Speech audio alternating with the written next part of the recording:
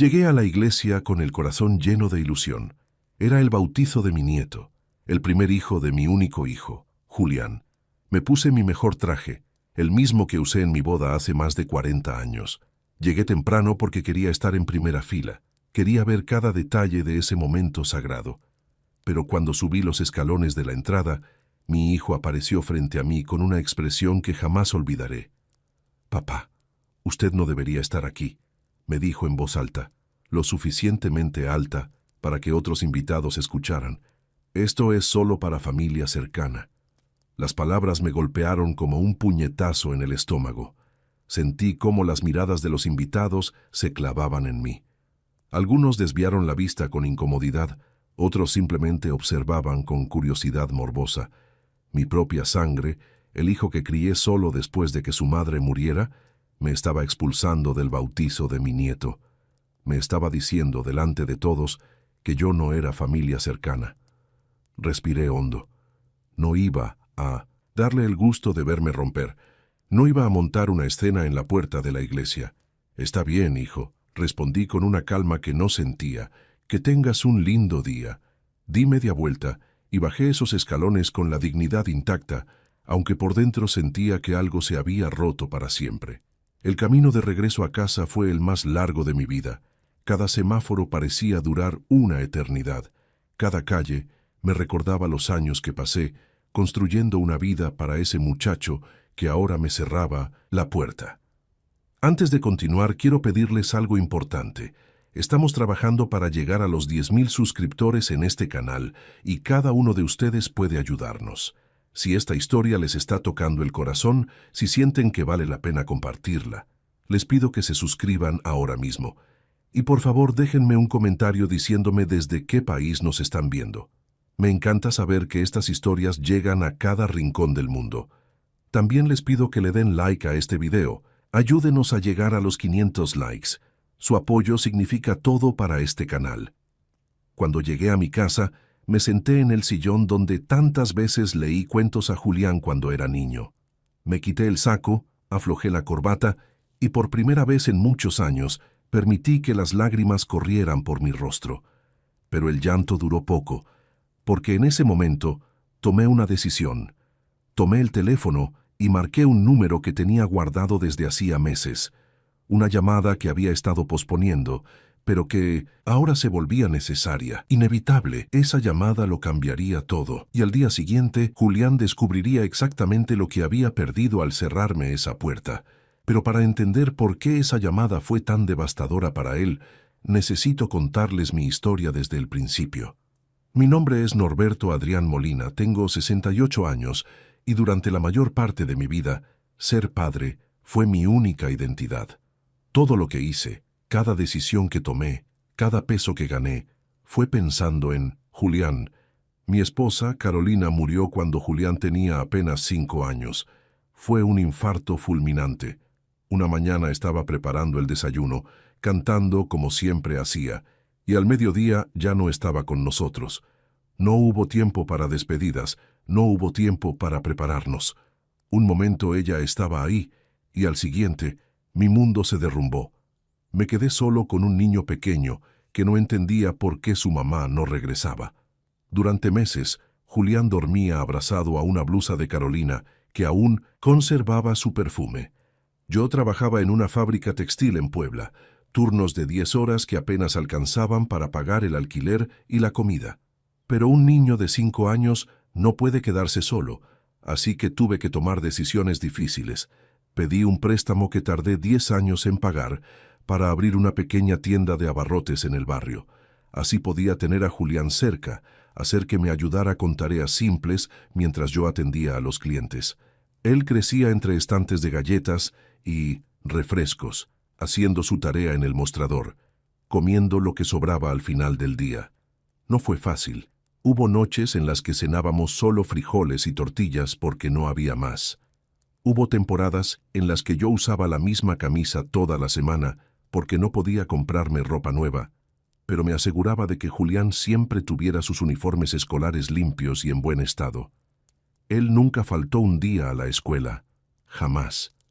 Cuando llegó a la secundaria, Julián me dijo que quería estudiar arquitectura.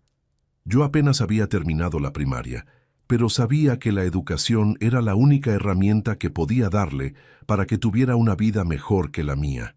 Así que vendí la tienda. Sí, vendí el negocio que había construido durante años para pagar su universidad privada, la mejor de Puebla. Me fui a trabajar como encargado de mantenimiento en un edificio de oficinas. Era un trabajo humilde, pero honesto. Yo limpiaba baños, reparaba goteras, cambiaba focos, lo que fuera necesario. Trabajaba de lunes a sábado, a veces también los domingos cuando había eventos especiales. Cada peso extra iba directo a la colegiatura de Julián. Durante esos años universitarios, viví en un cuarto rentado tan pequeño que la cama casi tocaba la estufa. Pero Julián tenía su departamento cerca de la universidad, compartido con otros estudiantes, donde podía estudiar tranquilo. Yo comía una vez al día para que él pudiera tener dinero para sus libros, para sus materiales de dibujo, para sus maquetas. ¿Se sacrificó mi vida social? Por supuesto. Mis amigos de juventud se fueron alejando. Dejé de ir a las reuniones del barrio, a las fiestas patronales, a todo. No tenía tiempo ni dinero para esas cosas. Mi vida era trabajar y asegurarme de que Julián tuviera todo lo que necesitaba. Recuerdo el día de su graduación como si fuera ayer. Verlo ahí, con su toga y birrete, recibiendo su título de arquitecto, fue el momento más feliz de mi vida después del día en que nació. Lloré sin vergüenza. Todo había valido la pena. Mi hijo era profesionista, iba a tener la vida que yo nunca pude darme.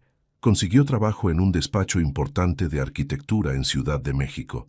Se mudó a la capital y aunque la distancia dolía, yo estaba orgulloso. Hablábamos por teléfono cada semana. Él me contaba de sus proyectos, de los edificios que estaba diseñando, y yo escuchaba con un orgullo que me llenaba el pecho. Durante los primeros años, venía a visitarme seguido. Cada mes, a veces, cada 15 días. Llegaba con bolsas de comida del supermercado porque sabía que yo seguía comiendo lo mínimo. «Papá, tienes que cuidarte», me decía, y yo sentía que todo había valido la pena. Pero hace 5 años, Julián conoció a Alejandra Domínguez. Alejandra venía de una familia acomodada de la Ciudad de México. Su padre era dueño de varias concesionarias de autos. Su madre organizaba eventos de caridad en clubes privados. Eran de esas familias que aparecen en las páginas sociales de los periódicos. La primera vez que Julián me habló de ella, noté algo diferente en su voz. Había una especie de reverencia, como si estuviera intimidado por ella, por su familia, por ese mundo al que ahora tenía acceso. «Papá, Alejandra es increíble. Es arquitecta también, nos conocimos en el despacho. Sus padres tienen tantos contactos, me pueden ayudar a crecer profesionalmente». Me alegré por él. De verdad que sí. Quería que fuera feliz, que tuviera éxito. Pero había algo en la forma en que hablaba que me incomodaba un poco. Era como si estuviera más enamorado de la oportunidad que de la persona. Cuando me invitó a conocerla, yo me preparé con entusiasmo. Compré ropa nueva por primera vez en años. Me corté el cabello, hasta me compré zapatos buenos. Quería causar una buena impresión. El encuentro fue en un restaurante elegante de Ciudad de México. Yo nunca había estado en un lugar así. Los meseros usaban traje, los cubiertos eran de plata, había 3 copas diferentes en la mesa y yo no sabía para qué servía cada una. Alejandra fue cortés, esa es la palabra. Cortés pero distante. Me hizo preguntas sobre mi trabajo y cuando le dije que era encargado de mantenimiento, vi cómo su expresión cambiaba sutilmente. Una mezcla de sorpresa y algo más. ¿Decepción? ¿Desdén? «Qué interesante», dijo con una sonrisa que no llegaba a sus ojos, y luego cambió de tema rápidamente. Durante toda la cena, noté cómo Julián estaba tenso, cómo medía cada palabra que decía yo, como si tuviera miedo de que dijera algo que los avergonzara. Cuando conté una anécdota graciosa de cuando él era niño, Alejandra rió educadamente, pero Julián me lanzó una mirada que decía claramente, «Ya basta, papá». Esa noche regresé a Puebla con un nudo en el estómago. Algo había cambiado. y tenía la terrible sensación de que ese cambio no era para bien. No me equivocaba. Los meses siguientes confirmaron mis peores temores. Julián empezó a distanciarse de una forma que al principio era sutil, casi imperceptible, pero que con el tiempo se volvió dolorosamente evidente. Las llamadas telefónicas, que antes eran semanales, se volvieron quincenales, luego mensuales. Y cuando finalmente llamaba, las conversaciones eran breves, apresuradas. «Perdón, papá, tengo una reunión. Disculpa, estoy en medio de un proyecto importante. Te llamo luego, ¿sí?»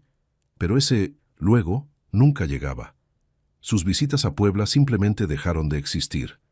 Al principio me daba excusas razonables. Mucho trabajo, viajes, de negocios, compromisos con la familia de Alejandra. Yo trataba de entender. Un joven profesionista tiene obligaciones, pensaba. Está construyendo su carrera, su futuro, pero cuando lo invitaba yo a visitarlo a la Ciudad de México, siempre había una razón por la que no era buen momento. «Mejor la próxima semana, papá. Estamos remodelando el departamento y está todo patas arriba. Alejandra tiene una cena con sus papás y no quiero que te sientas incómodo». ¿Que no me sintiera incómodo?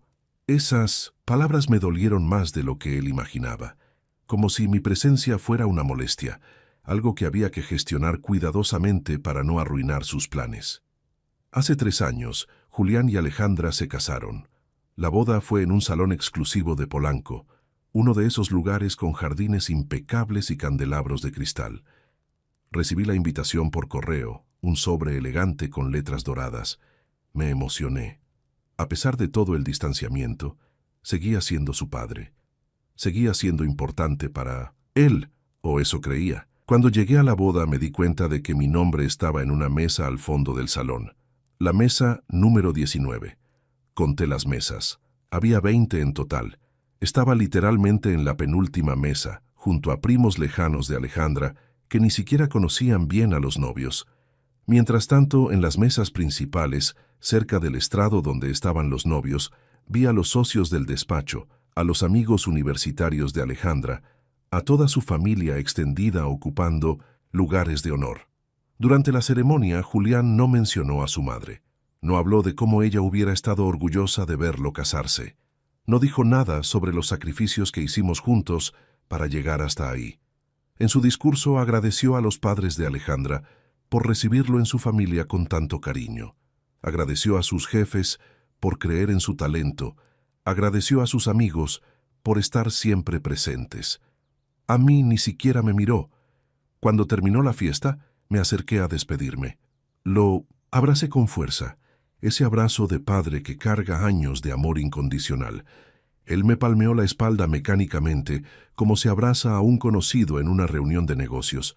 «Gracias por venir, papá», dijo. Y enseguida volteó hacia un grupo de invitados que lo llamaban para una foto. No hubo «te amo, papá».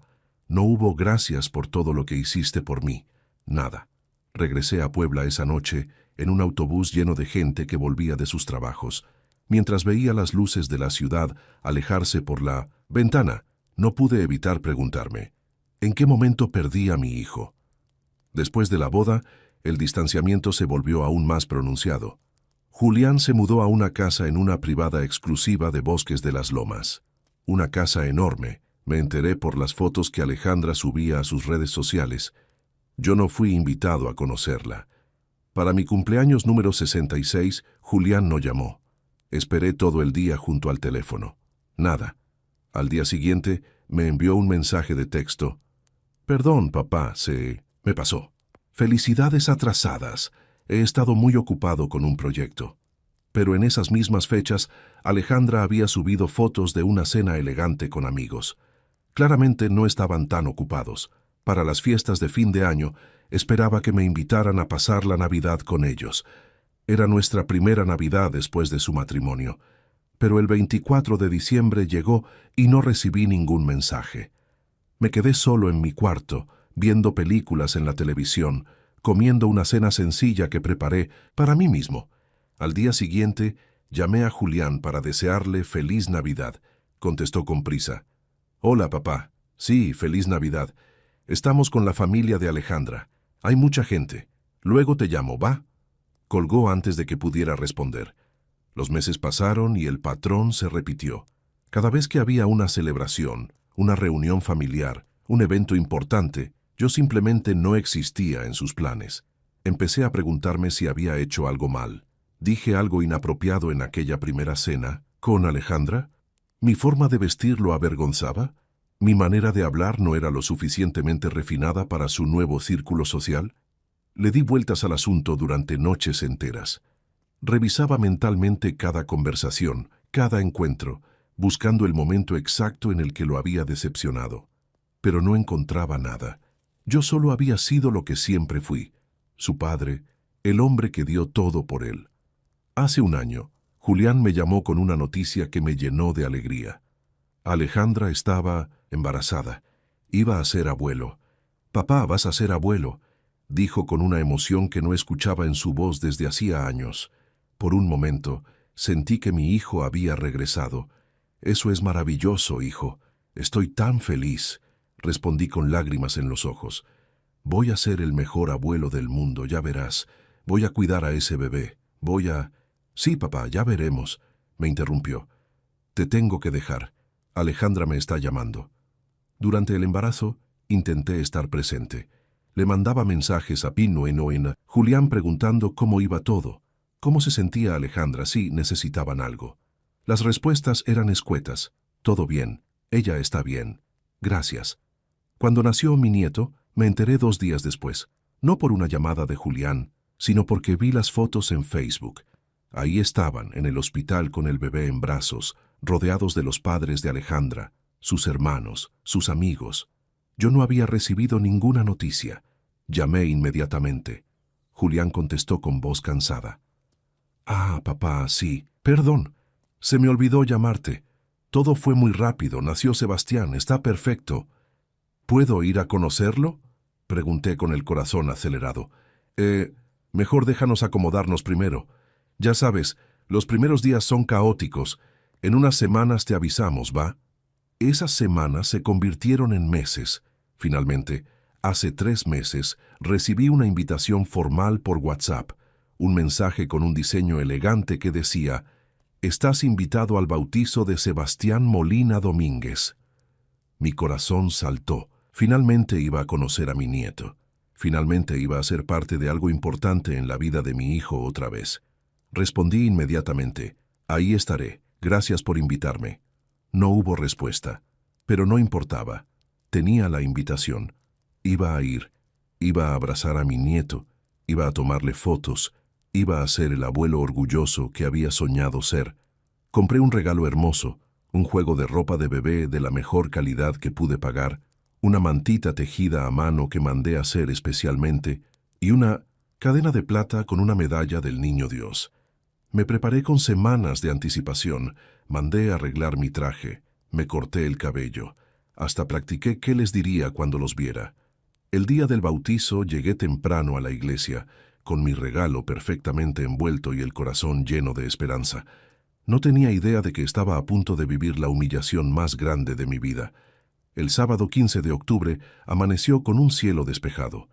Tomé eso como una buena señal. Me levanté a las 6 de la mañana, aunque el bautizo era hasta las 11. Quería tener tiempo suficiente para prepararme, para llegar temprano, para estar ahí cuando mi hijo me necesitara. Me duché con cuidado. Me afeité despacio frente al espejo, observando cada cana de mi barba, cada arruga alrededor de mis ojos. 68 años me devolvían la mirada, pero ese día me sentía joven nuevamente. Iba a conocer a mi nieto. Iba a ser parte de un momento sagrado en su vida. Me puse el traje que había mandado planchar. El mismo traje de mi boda con Carolina, el único traje bueno que tengo. Le había cambiado los botones para que luciera más nuevo. Me puse una corbata azul marino que compré especialmente para la ocasión.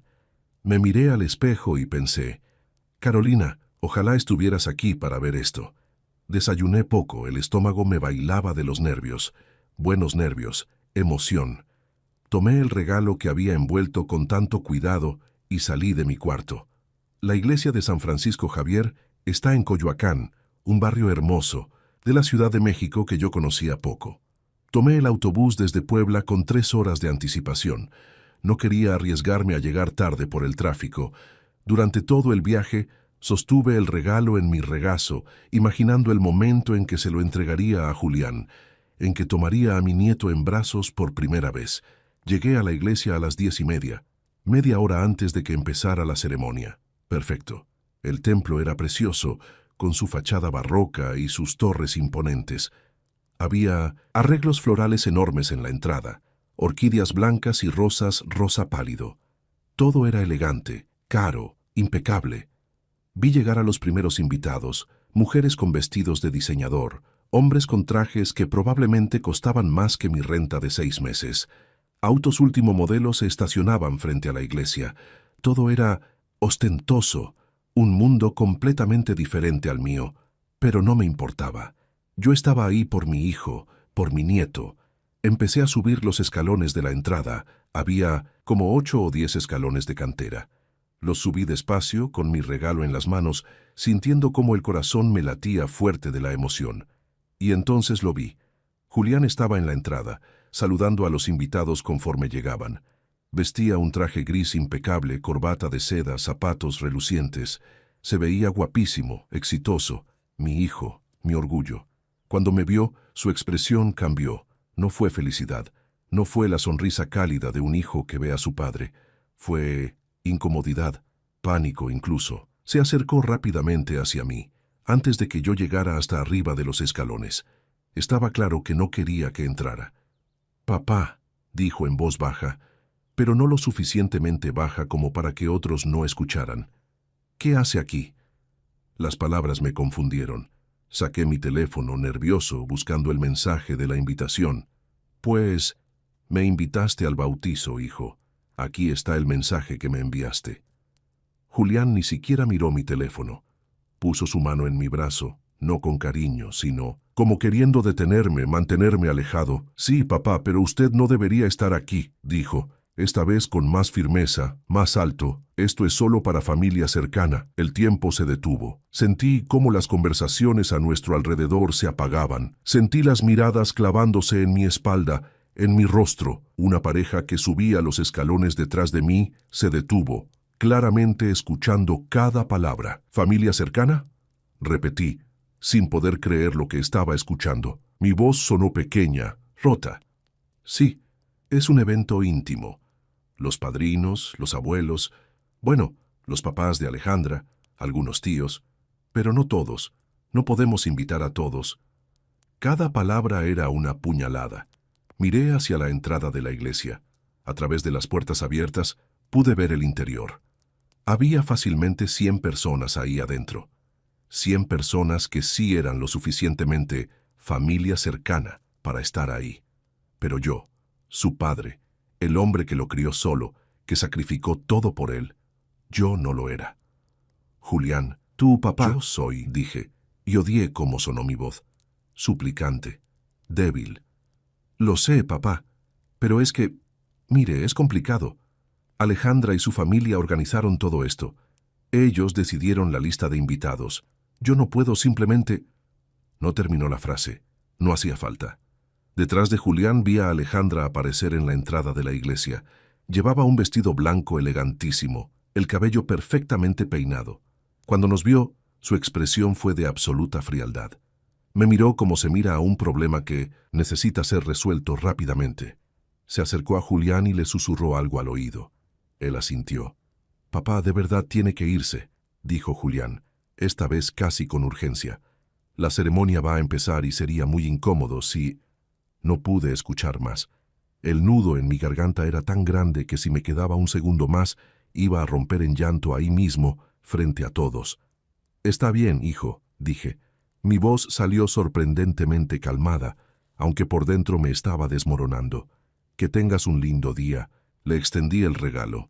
Él lo tomó mecánicamente, sin siquiera mirarlo, sin decir gracias. Di media vuelta y empecé a bajar los escalones. Cada paso era una agonía. Podía sentir todas las miradas sobre mí. Podía imaginar los murmullos. ¿Quién era ese señor? Pobre hombre, qué vergüenza. Mejor que se vaya, no encaja aquí. Llegué a la calle y seguí caminando. No sabía hacia dónde iba. Solo caminaba, alejándome de esa iglesia, de esa humillación, de ese dolor insoportable. Caminé durante 20 minutos antes de encontrar una banca en un parque. Me senté ahí, con el traje que había planchado con tanto cuidado, con los zapatos que había lustrado esa mañana, y finalmente las lágrimas brotaron. Lloré por el hijo que había perdido, lloré por el nieto que nunca conocería, lloré por todos los años de sacrificio que aparentemente no significaban nada, pero sobre todo, lloré por mí mismo, por el viejo tonto que había creído que el amor de un padre era suficiente, que los lazos de sangre significaban algo, que los sacrificios serían recordados con gratitud. Me quedé en esa banca durante horas. Vi pasar familias felices, niños corriendo, parejas tomadas de la mano.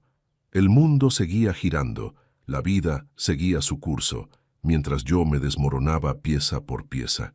Cuando finalmente me levanté, ya había oscurecido. Tomé un taxi a la terminal de autobuses. No tenía fuerzas ni para esperar el autobús de siempre. Durante el viaje de regreso a Puebla, la tristeza empezó a transformarse en algo diferente, algo más frío, más duro. Ira. No, no era solo ira. Era una claridad absoluta, una determinación férrea. Había pasado 68 años poniendo a los demás primero. Había pasado toda mi vida adulta sacrificándome por mi hijo. Y así me pagaba. Con humillación pública, con desprecio, con vergüenza. Ya no más. Cuando llegué a mi cuarto en Puebla, eran casi las 11 de la noche. Me quité el traje, lo colgué en el closet, sabiendo que probablemente nunca volvería a usarlo. Y entonces hice algo que había estado posponiendo durante meses. Tomé mi teléfono y marqué el número del licenciado Ernesto Vargas, el notario que había manejado los papeles cuando vendí mi tienda años atrás. Licenciado, buenas noches. Disculpe la hora. Soy Norberto Molina. Necesito hacer algunos cambios urgentes en mi testamento y en ciertos documentos legales. ¿Puede recibirme el lunes a primera hora? Hubo una pausa del otro lado. Por supuesto, don Norberto. ¿Todo bien? Todo está perfectamente bien, licenciado, respondí, y por primera vez en todo el día mi voz sonó firme, decidida. De hecho, las cosas nunca habían estado más claras. Esa llamada fue solo el principio, porque lo que Julián no sabía era que yo tenía algo que él necesitaba desesperadamente, algo que había estado dando por sentado durante años. Y al día siguiente, él iba a descubrir exactamente qué había perdido al cerrarme esa puerta. El lunes a las 8 de la mañana estaba sentado en la oficina del licenciado Ernesto Vargas. Era una oficina modesta en el centro de Puebla, con muebles de madera oscura y estantes llenos de carpetas y códigos legales. El licenciado era un hombre de unos 50 años, con lentes gruesos y una expresión siempre seria, pero justa. Don Norberto, comenzó mientras revisaba unos documentos frente a él. Aquí tengo su testamento actual y los papeles de la propiedad. ¿Está seguro de los cambios que quiere hacer? Completamente seguro, licenciado. Habían pasado 2 días desde la humillación en la iglesia. 2 días en los que no recibí ni una sola llamada de Julián, ni una disculpa, ni siquiera un mensaje preguntando si había llegado bien a casa. Nada. Silencio absoluto. Ese silencio me lo confirmó todo. Muy bien, dijo el licenciado ajustándose los lentes. Procedamos entonces. Lo que Julián no sabía, lo que nunca se había molestado en preguntar durante todos estos años de distanciamiento, era que yo era dueño de algo valioso, muy valioso. Cuando vendí mi tienda de abarrotes para pagar su universidad, no lo vendí todo. El local comercial donde funcionaba la tienda era mío. Lo había comprado años atrás con un crédito que terminé de pagar poco antes de que Carolina muriera. Y ese local estaba ubicado en una de las zonas más céntricas de Puebla, una zona que con los años se había revalorizado enormemente. Durante los últimos 15 años, ese local lo había rentado a diferentes negocios. Primero fue una farmacia, luego una tienda de celulares, ahora era una cafetería moderna que pagaba muy bien. Esa renta era mi sustento, mi seguridad, mi tranquilidad. No era una fortuna, pero era estable y suficiente. En mi testamento original, Ese local estaba destinado a Julián. Todo lo que yo tenía era para él. Era mi único hijo, mi única familia. ¿A quién más se lo iba a dejar?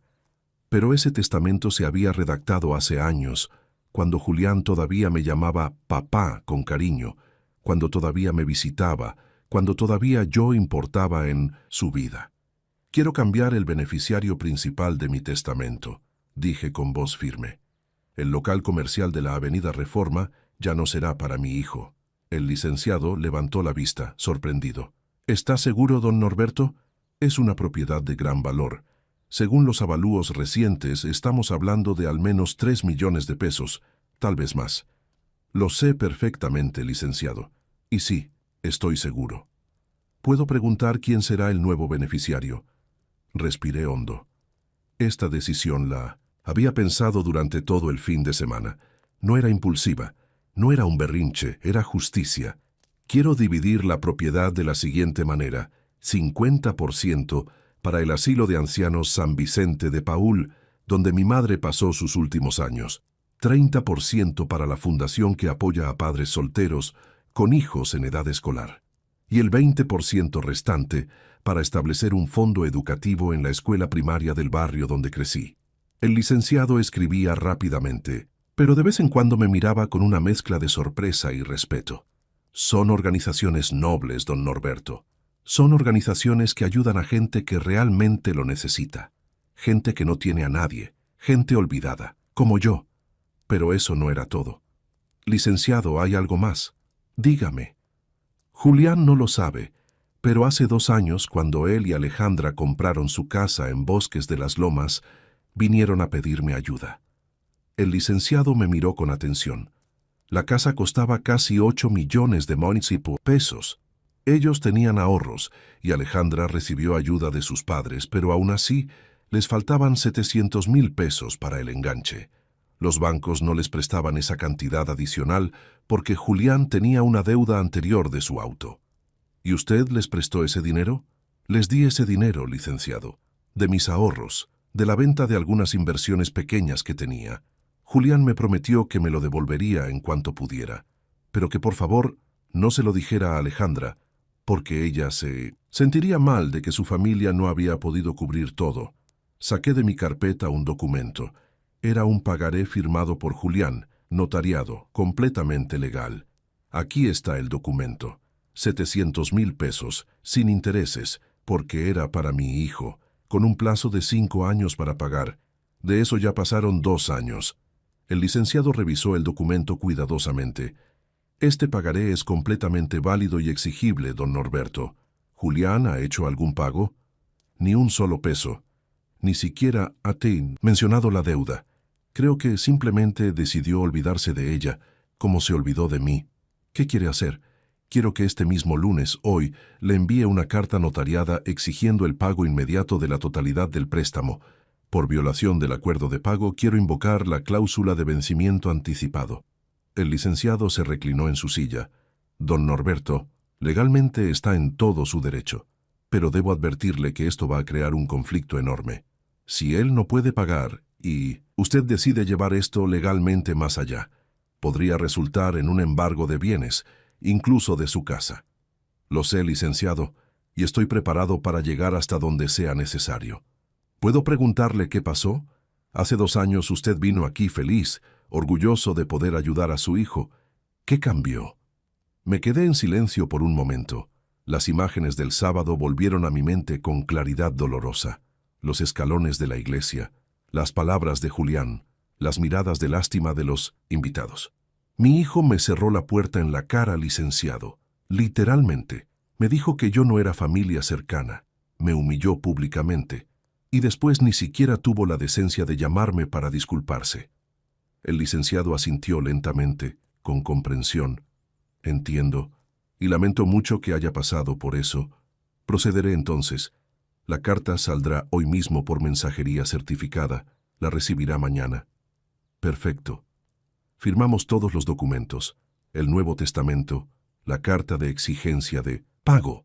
Todo quedó legalmente establecido. Cuando salí de esa oficina sentí algo extraño. No era alegría, no era venganza, era paz. La paz que viene después de tomar una decisión difícil pero correcta. La paz de finalmente poner límites, de finalmente decir basta. Regresé a mi cuarto y me preparé un café. Me senté junto a la ventana viendo la calle, viendo a la gente pasar, familias, padres con sus hijos, abuelos llevando a sus nietos de la mano. Me pregunté si Julián habría notado mi ausencia después del bautizo. ¿Alguien le habría preguntado por mí? ¿Habría sentido, aunque fuera un poco de remordimiento? Probablemente no. Estaba demasiado ocupado disfrutando de su vida perfecta, su casa perfecta, su familia perfecta. Una familia en la que yo aparentemente ya no tenía lugar. Mi teléfono sonó. Por un segundo mi corazón saltó. ¿Julián? No, era el licenciado. Don Norberto, la carta ya fue enviada. Llegará mañana martes antes del mediodía a su domicilio. El mensajero tiene instrucciones de entregársela personalmente a Julián Molina. Gracias, licenciado. Una cosa más, don Norberto. Revisé el valor actual de mercado de esa zona de Bosques de las Lomas. Si su hijo no puede pagar los 700,000 pesos y esto llega a un proceso legal, considerando que ya pasaron 2 años sin ningún pago y que él violó el acuerdo, un juez probablemente falle a su favor rápidamente. Entiendo. Solo quiero que esté preparado para lo que viene. Su hijo probablemente va a llamarlo muy molesto, tal vez acusándolo de traición, de ser injusto, pero usted está en todo su derecho legal y moral. Lo sé, licenciado, y estoy listo. Colgué el teléfono y me terminé el café. Esa noche dormí mejor de lo que había dormido en meses, tal vez en años. No había ansiedad, no había ese nudo constante en el estómago preguntándome qué había hecho mal, por qué mi hijo me rechazaba. Ahora todo estaba claro. El martes amaneció y yo me levanté temprano. Desayuné tranquilo. Leí el periódico. Salí a caminar por el barrio. Compré pan dulce en la panadería de la esquina, la misma donde compraba cuando Julián era niño. Don Mauricio, el panadero, un señor mayor que me conocía desde hace décadas, me saludó calurosamente. «Don Norberto, ¿cómo está? ¿Y su muchacho? Ya tiene tiempo que no lo veo por acá». «Julián está muy bien, don Mauricio, muy ocupado con su vida en la Ciudad de México». «Ah, qué bueno. Seguro está muy orgulloso de él. Usted lo crió tan bien, solito. Es un ejemplo, don Norberto». Sonreí, pero no respondí. Don Mauricio no necesitaba saber la verdad. Nadie necesitaba saberla. Regresé a mi cuarto alrededor de las 11 de la mañana. Me preparé otro café y me senté junto a la ventana, esperando. A las 11:43 mi teléfono explotó. Eran llamadas de Julián, una tras otra tras otra. 5 llamadas seguidas. No contesté ninguna. Luego comenzaron los mensajes. «Papá, ¿qué es esto?» Me llegó una carta de un notario exigiendo 700,000 pesos. «¿Estás loco? Contéstame ahora». «Esto es una locura, papá». Leí cada mensaje con calma, con una tranquilidad que me sorprendió a mí mismo. No respondí ninguno. El teléfono siguió sonando durante toda la tarde. Llamadas, mensajes, algunos furiosos, otros confundidos, algunos hasta parecían suplicantes.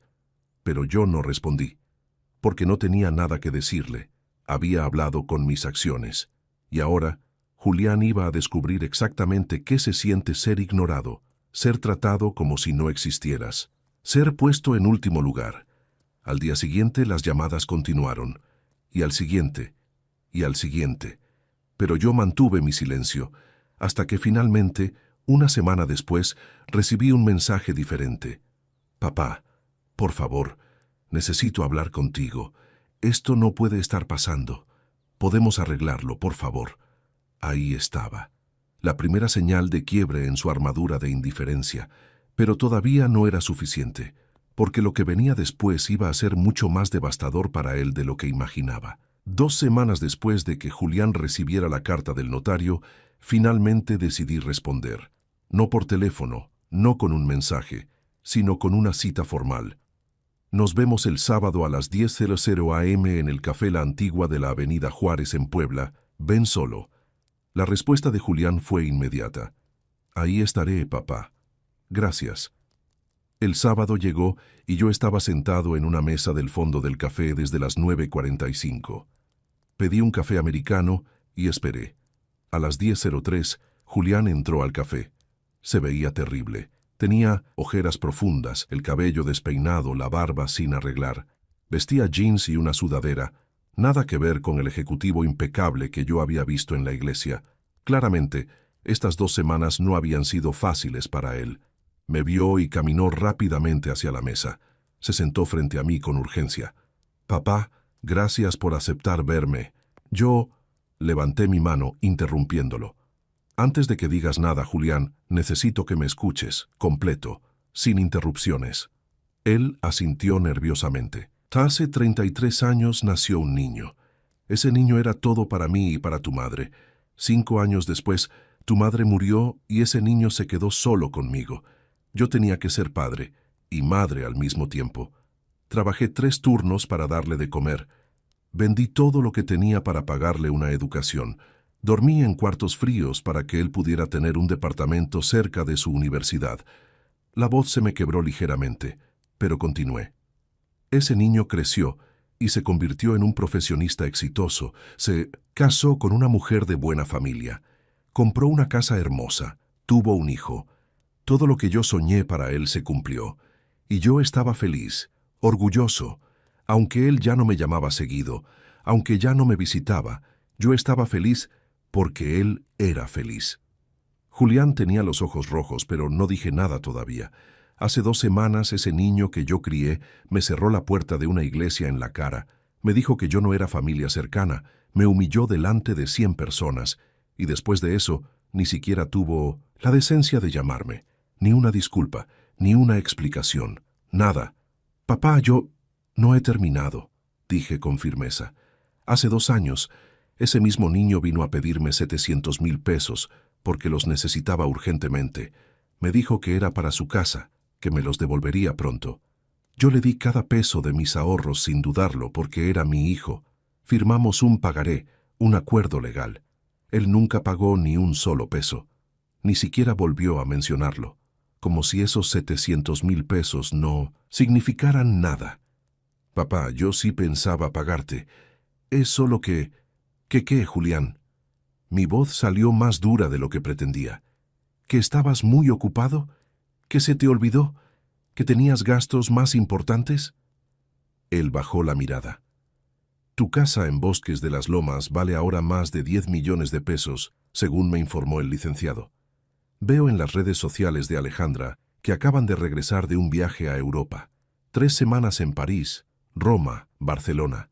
Vi las fotos, los restaurantes, elegantes, los hoteles de 5 estrellas, los regalos caros. Julián se puso pálido. ¿Y sabes qué pensé cuando vi esas fotos? Pensé, mi hijo tiene dinero para viajar por Europa, pero no tiene dinero para pagarle al padre que le dio todo. Mi hijo tiene dinero para cenar en restaurantes donde un plato cuesta lo que yo gasto en comida en un mes, pero no tiene dinero para pagarle a su padre. Papá, el viaje fue un regalo de los papás de Alejandra. Nosotros no... No me importa quién pagó el viaje, Julián. Lo que importa es que tú decidiste que ese dinero que me debías no era una prioridad, que yo no era una prioridad, que nunca lo fui después de que te casaste con Alejandra. El silencio entre nosotros era denso, pesado. La carta que recibiste es completamente legal. Tengo derecho a exigir ese dinero, y lo voy a exigir. Tienes 30 días para pagarme los 700,000 pesos completos. Si no lo haces, procederé legalmente. Y créeme, Julián, el notario me aseguró que un juez fallará a mi favor rápidamente. Papá, yo no tengo 700,000 pesos disponibles ahora mismo. Tendría que vender cosas, pedir préstamos. Ese es tu problema, no el mío. Tuviste 2 años para ir pagando. 2 años en los que no hiciste ni un solo abono. Julián se pasó las manos por el rostro, desesperado. Papá, por favor, dame más tiempo. 6 meses, 1 año. Yo te pago, te lo juro, pero por favor no hagas esto. Lo miré directamente a los ojos. ¿Por qué debería hacerte ese favor, Julián? Dame una buena razón. Porque soy tu hijo. Las palabras quedaron flotando en el aire entre nosotros. Exactamente, dije. Eres mi hijo, y yo soy tu padre. Pero hace 2 semanas me dijiste que yo no era familia cercana. Así que dime, Julián, ¿qué soy para ti? Soy tu padre cuando necesitas dinero, pero no soy familia cercana cuando se trata de tu hijo. Él comenzó a llorar, lágrimas reales corriendo por sus mejillas. Papá, yo cometí un error horrible. Alejandra, ella, insistió en que la lista de invitados tenía que ser limitada. Sus papás pagaron la mayor parte del bautizo y ellos querían que fuera íntimo. Yo debí defenderme. Debí insistir en que tú estuvieras ahí, pero me dejé presionar y tomé la decisión más cobarde de mi vida. ¿Cobarde?, repetí. No, Julián, cobarde hubiera sido decirme en privado que no podía invitarme. Tú me humillaste públicamente. Eso no fue cobardía, eso fue crueldad. Tienes razón, tienes toda la razón, y no tengo excusa, no tengo justificación. Lo que te hice fue imperdonable. ¿Y sabes qué es lo peor, Julián? Que después de eso, ni siquiera te molestaste en llamarme. Pasaron días, 1 semana, 2 semanas, y nada. Si no fuera por esa carta del notario, probablemente seguirías sin hablarme. Yo tenía vergüenza, papá, no sabía qué decirte. La vergüenza no es excusa para el silencio. Si realmente sintieras algo, hubieras levantado el teléfono al día siguiente y me hubieras suplicado perdón. Julián lloraba, abiertamente ahora. Algunos clientes del café nos miraban con discreción. Papá, por favor, dame una oportunidad de arreglar esto. Lo que sea, haré lo que sea. Saqué un sobre de mi chaqueta y lo puse sobre la mesa. ¿Qué es eso?, preguntó. Ábrelo. Con manos temblorosas, Julián abrió el sobre. Dentro había varios documentos. El primero era una copia de mi Nuevo Testamento. Lo vi leer. Vi cómo sus ojos se abrían con shock. ¿Le dejaste tu propiedad a instituciones de caridad? Sí. El 50% al asilo donde mi madre murió. El 30% a una fundación para padres solteros. El 20% a un fondo educativo. Pero yo soy tu hijo. Tú ya no necesitas mi ayuda, Julián. Tienes una esposa de familia rica. Tienes un trabajo exitoso. Tienes una casa de 10 millones de pesos. Esas instituciones necesitan la ayuda mucho más que tú. Siguió leyendo. El siguiente documento era una carta firmada por mí, dirigida al asilo San Vicente de Paúl. Deseo que cuando llegue el momento, mi espacio en el asilo sea reservado y pagado con adelanto de la venta de... Papá, ¿estás planeando irte a vivir a un asilo? Cuando sea necesario, sí. No voy a ser una carga para nadie. Y ciertamente no voy a estar esperando a que mi hijo se digne a visitarme 1 vez al año. Papá, no. Yo te cuidaría. Cuando llegue ese momento, tú vivirías con nosotros. Me reí. Una risa amarga, sin humor. ¿Vivir con ustedes? Julián, tú no me dejaste ni entrar a la iglesia a traer a mi nieto. ¿De verdad esperas que crea que me dejarías vivir en tu casa? No tuvo respuesta para eso. Hay otro documento ahí, dije. Lo sacó. Era una carta dirigida a él. Léela en voz alta, ordené. Con voz quebrada, Julián comenzó a leer. Julián, para cuando leas esto ya habré tomado las decisiones necesarias para asegurar mi futuro y mi dignidad. No te escribo esto con odio, sino con tristeza. Tristeza porque el hijo que crié con tanto amor se convirtió en un extraño. Te perdono por la humillación en la iglesia. Te perdono por los años de olvido, pero el perdón no significa que las cosas vuelvan a ser como antes. Has tomado decisiones y las decisiones tienen consecuencias. Espero que algún día entiendas que la familia no se define por la sangre, sino por el respeto, el amor y la presencia. Que seas feliz, hijo. Sinceramente, tu padre. Cuando terminó de leer, Julián estaba sollozando. Papá, no. Por favor, no hagas esto. Yo cambiaré, te lo juro. Vendré a visitarte cada semana. Te llamaré todos los días. Haremos las cosas bien, por favor, dame una oportunidad. Lo miré largamente. Vi al niño que crié. Vi al hombre en que se había convertido. Y vi, por primera vez, arrepentimiento genuino. Pero el arrepentimiento que llega solo cuando hay consecuencias no es arrepentimiento real. Es miedo. 30 días, Julián. 700,000 pesos. Si para entonces has pagado, Y si para entonces has demostrado con acciones, no con palabras, que realmente has cambiado, entonces tal vez, solo tal vez, podamos empezar a reconstruir algo. ¿Y el testamento? El testamento se queda como está. Esa decisión ya está tomada. No es negociable. Me levanté de la mesa, saqué un billete de 100 pesos y lo dejé para pagar el café. Espera, papá, no te vayas así, hablemos más, por favor. Ya hablamos suficiente. Ahora te toca a ti decidir qué clase de hombre quieres ser. El reloj está corriendo. Salí del café sin mirar atrás. Afuera, el sol brillaba. Era un día hermoso, y por primera vez en años sentí que caminaba con la espalda derecha, con la cabeza en alto. Había recuperado algo que había perdido hace mucho tiempo: mi dignidad. Los siguientes 30 días fueron los más extraños de mi vida. Julián cumplió su palabra. Comenzó a llamarme todos los días. Al principio yo no contestaba, pero después de una semana empecé a responder. Las conversaciones eran breves, incómodas, pero él persistía. «Buenos días, papá. Solo quería saber cómo amaneciste». Pequeños gestos, tardíos pero gestos al fin. En la tercera semana, Julián vino a Puebla. Sin avisar, simplemente apareció en mi puerta un sábado por la mañana. Traía bolsas del supermercado. Pensé que podríamos cocinar juntos, como cuando yo era niño. Lo dejé entrar. Cocinamos en silencio. Preparamos el mole que a él le gustaba tanto cuando era pequeño. Mientras picaba el chocolate y tostaba las especias, vi destellos del niño que solía ayudarme en la tienda. «¿Te acuerdas cuando quemaste el chocolate? ¿Aquella vez?», le pregunté. Sonrió tristemente. «Sí, y tú no te enojaste, solo dijiste, no importa, mijo, es chocolate, podemos comprar más, lo importante es que estés bien». El silencio se instaló entre nosotros nuevamente. «Yo nunca te dije eso, ¿verdad, papá?», continuó.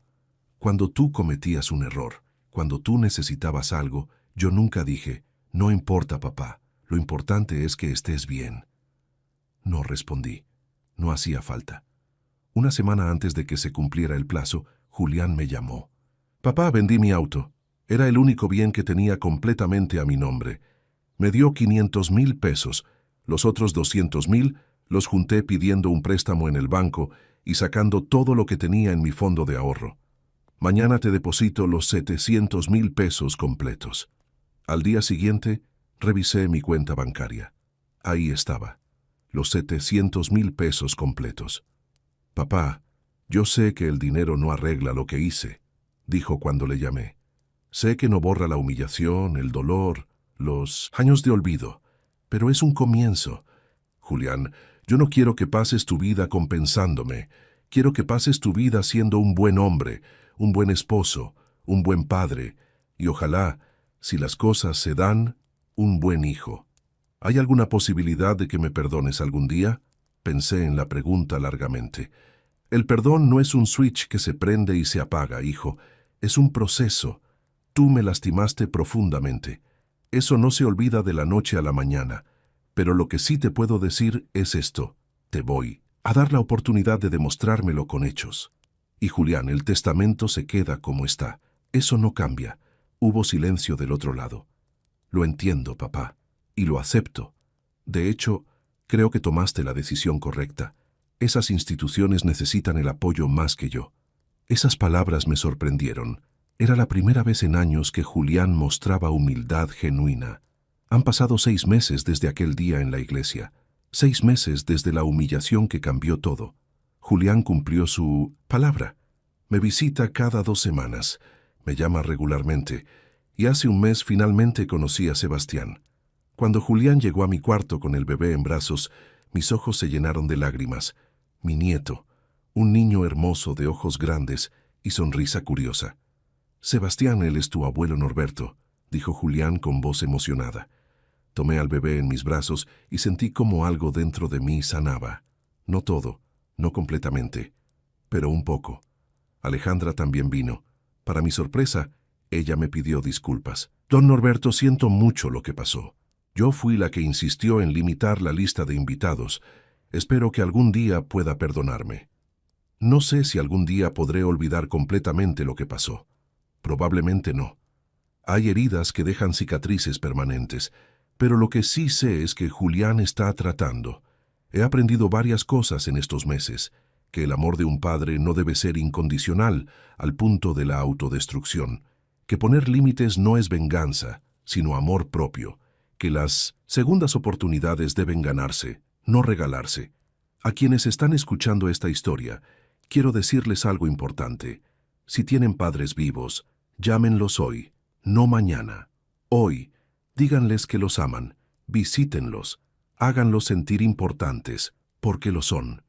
Si son padres y sienten que sus hijos los han olvidado, sepan esto. Su valor no depende del reconocimiento de sus hijos. Y si es necesario poner límites, pónganlos. No es egoísmo, es supervivencia emocional.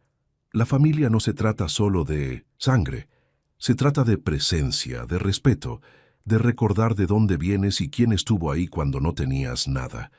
Mi hijo me cerró la puerta de una iglesia. Yo le cerré la puerta de mi testamento.